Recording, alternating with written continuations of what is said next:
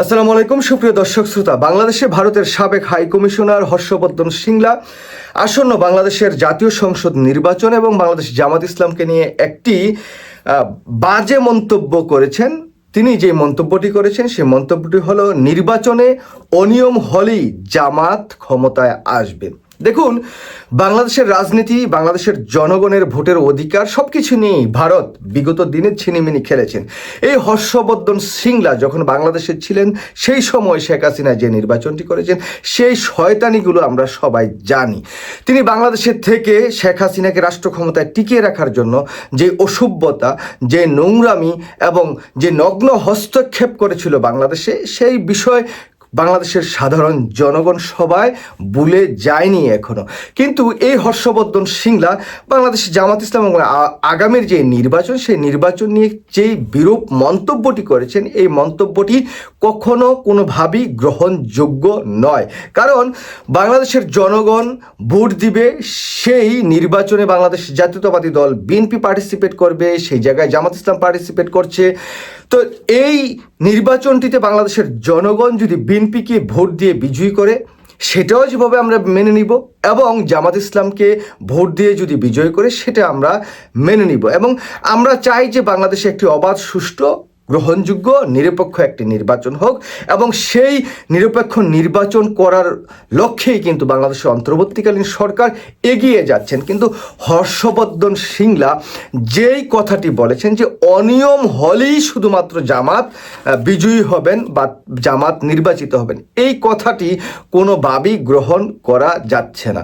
বাংলাদেশ জাতীয়তাবাদী দল বিএনপি বাংলাদেশের সর্ববৃহৎ রাজনৈতিক দল এই মুহূর্তে, এবং বাংলাদেশ জাতীয়তাবাদী দল বিএনপি রাষ্ট্র ক্ষমতায় যেতে পারেন নির্বাচিত হয়ে, যেহেতু তাদের জনগণ, রাজনৈতিক নেতাকর্মী, তাদের জনসমর্থন, মিডিয়া সমর্থন, সুশীল সমাজের সমর্থন, বিভিন্ন অ্যাক্টিভিটিসদের সমর্থন সবচাইতে বেশি। কারণ বাংলাদেশের জাতীয়তাবাদী দল বিএনপি পরপর 3বার রাষ্ট্র ক্ষমতায় ছিলেন। জামাত এখন পর্যন্ত একবার রাষ্ট্র ক্ষমতায় যেতে পারেননি, কিন্তু বিএনপির সাথে জোটবদ্ধভাবে রাষ্ট্র ক্ষমতায় ছিলেন। তারপরেও বিগত শেখ হাসিনার সময়কালে এই জামাত ইসলামের রাজনীতি কিন্তু নিষিদ্ধই ছিল। তো সেই জায়গা থেকে জামাত জুলাই আগস্ট বিপ্লবের পর এখন ওপেনলি একটা রাজনীতি করছে, তারা বাংলাদেশপন্থী একটা রাজনীতি করার চেষ্টা করছে। যদিও ইসলামিক একটি রাজনৈতিক দল, তারপরেও তারা শরিয়া ভিত্তিক কোনো আইন বাংলাদেশে করবে না, নারীদের অধিকার নিয়ে কথা বলছে। সব কিছু মিলিয়ে যেটা দেখছি যে তারা নির্বাচন এবং বাংলাদেশের সংবিধানকে সমুন্নত রেখে বা সংবিধানের আলোকে রাষ্ট্র পরিচালনা করবেন, তারা যদি ক্ষমতায় যেতে পারেন জনগণের ভোটে। তো এই মুহূর্তে যেহেতু নির্বাচন আসন্ন, ত্রয়োদশ জাতীয় সংসদ নির্বাচন, সেই নির্বাচনে যেই যতগুলো জরিপ হয়েছে সেই জরিপগুলোতে দেখা যাচ্ছে যে বাংলাদেশ জাতীয়তাবাদী দল বিএনপি এবং জামাত হাড্ডাহাড্ডি লড়াই করবে। সুতরাং এই জায়গায় জামাত ইসলামেরও রাষ্ট্র ক্ষমতায় যাওয়ার একটি সম্ভাবনা আছে। যারা এখনও ডিসাইড করেননি যে কোন দলে ভোট দিবেন, সেই যারা এখনও ডিসাইড না, তারা যদি জামাত ইসলামের পক্ষে ভোট দেয় তাহলে জামাত রাষ্ট্র ক্ষমতায় যেতে পারে, বিএনপির পক্ষে যদি ভোট দেয় বিএনপি রাষ্ট্র ক্ষমতায় যেতে পারে। তো জামাতের যেহেতু একটি সম্ভাবনা আছে রাষ্ট্র ক্ষমতায় যেতে, আর ভারতের একটু চুলকানি আছে জামাতের প্রতি, এবং জামাত রাষ্ট্র ক্ষমতায় যাক এটা ভারত তো চাই না। আর সাথে সাথে বাংলাদেশের ওই যে রাজনীতি কারা রাষ্ট্র ক্ষমতায় যাবে সেই বিষয়গুলো যে ভারত ডিসাইড করে, বাংলাদেশের জনগণের ভোটের যে ফলাফলের উপর ভিত্তি বা নির্ভর করে না, সেটাই হর্ষবর্ধন শ্রিংলার এই কথায়, এই ন্যাক্কারজনক কথায় আবার ফুটে উঠেছে। দেখুন, তিনি বলছেন যে সুষ্ঠু নির্বাচন হলে জামাত কখনোই ক্ষমতায় যেতে পারবে না, নির্বাচনে জিততে পারবে না। এই হর্ষবর্ধন শ্রিংলা কিভাবে এতটা নিশ্চিত হন যে জামাত কখনোই নির্বাচনে জিততে পারবে না? এটা হচ্ছে তার যেই বাংলাদেশ নিয়ে অসভ্যতা, সেটারই একটি ফলাফল দেখছি আর কি। তারপরে তিনি বলছেন যে জামাতের ভোটের হার 5% অন্যান্য দলের সহায়তায়। এই মুহূর্তে যতগুলো জরিপ হয়েছে সেই জরিপগুলোতে আমরা দেখছি জামাত বিএনপির ঘাড়ের উপর নিঃশ্বাস ফেলছে। বিএনপি 34.6%, জামাত 33.4% বা 5%। তো এই জায়গায় 1% ডিফারেন্স, অথচ এই হর্ষবর্ধন শ্রিংলা বলছে যে 5%। যে বাংলাদেশের যে রাজনৈতিক পট পরিবর্তন হয়ে গেছে। হর্ষবর্ধন সিংলা মনে করছেন যে তিনি যখন বাংলাদেশে হাই কমিশনার হিসেবে দায়িত্ব পালন করেছিলেন সেই সময়ের যে পরিবেশ পরিস্থিতি শেখ হাসিনার সেই অবস্থাটা এখনই আছে। তারপরেও হর্ষবর্ধন সিংলা এই যে নির্বাচন নিয়ে তিনি বলছেন যে বাংলাদেশে একটি অবাধ, সুষ্ঠু ও অন্তর্ভুক্তিমূলক নির্বাচন চাই। অন্তর্ভুক্তিমূলক নির্বাচনটা কি, মানে শেখ হাসিনাকে বা আওয়ামী লীগকে নির্বাচনে যে মানে আনা যাচ্ছে না, বা তারা যে গুম খুন হত্যার সাথে সম্পৃক্ত একটি মানে কলঙ্কিত রাজনৈতিক দল এই মুহূর্তে, তো তাদেরকেও এনে মানে নির্বাচন করাতে হবে।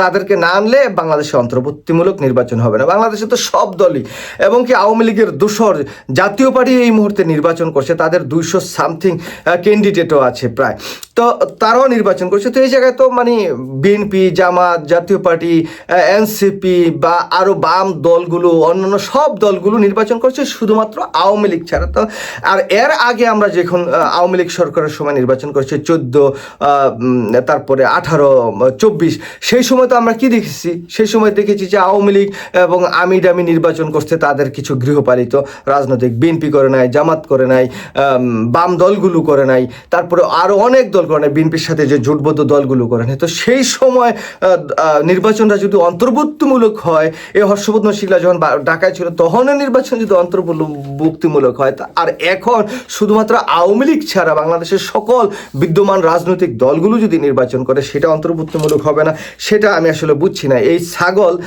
ওই বাংলাদেশে মানে তাদের যে হস্তক্ষেপ সেটা তাদের হাত থেকে বেরিয়ে যাচ্ছে, তো এই জন্য আসলে এই সমস্ত কথাবার্তা বলছেন। তারপরে বলছেন যে নির্বাচন হবে কি না সেটা নিয়ে তার সন্দেহ আছে। ডক্টর মোহাম্মদ ইউনূস কিন্তু তোমাদের জানাই দিচ্ছে অনেক আগে যে নির্বাচন 12 তারিখই হবে, 12 তারিখের একদিন আগেও না, 12 তারিখের একদিন পরেও না।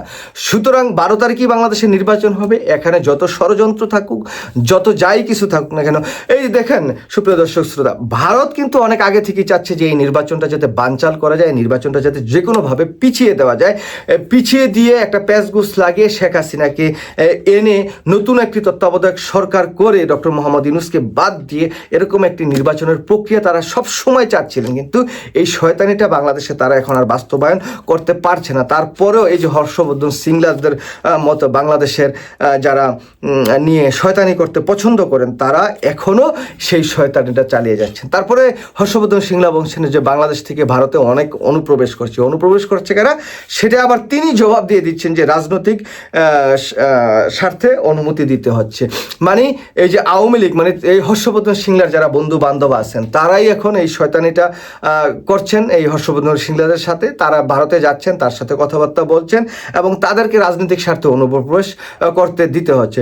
বাংলাদেশের সাথে ভারতের ভিসা বন্ধ, সকল কার্যক্রম মোটামুটি বন্ধের দিকে।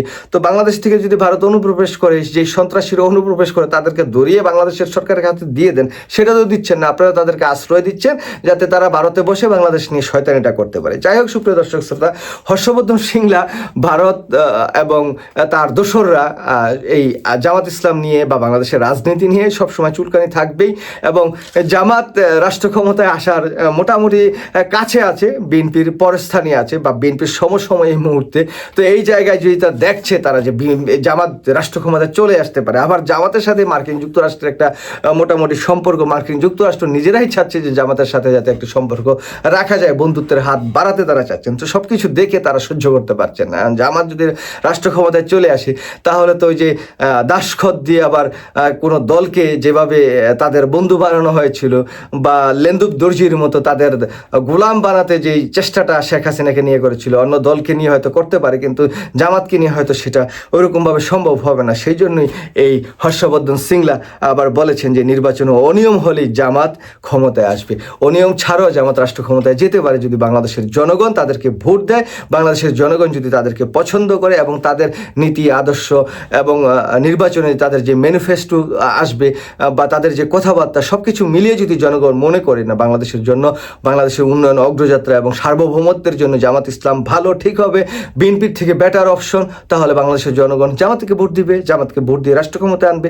আর যদি জনগণ মনে করে না জামাতের চেয়ে বেটার অপশন বাংলাদেশ জাতীয়বাদী দল বিএনপি, তাহলে বিএনপি কি রাষ্ট্র ক্ষমতায় আসবে।